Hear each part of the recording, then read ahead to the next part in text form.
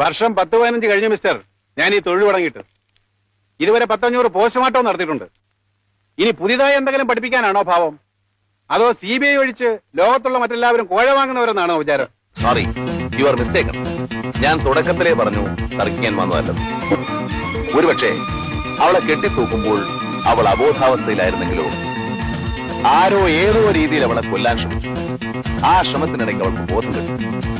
അതിൽ ശ്രമിച്ചവർ അവൾ മരിച്ചു എന്ന് കരുതി ആത്മഹത്യയാണെന്ന് വരുത്തി തീർക്കാൻ കെട്ടിത്തൂക്കും. കെട്ടുമുറുകിയപ്പോഴാണ് ബോധം വീഴും. എങ്കിൽ ഒരാൾ ആത്മഹത്യ ചെയ്തപ്പോഴുണ്ടാകാവുന്ന എല്ലാ ലക്ഷണങ്ങളും ഉണ്ടാവില്ലേ? എന്താ ഡോക്ടർ, അങ്ങനെ സംഭവിക്കാം അല്ലേ?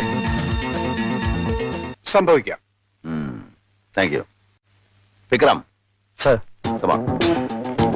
Excuse me doctor.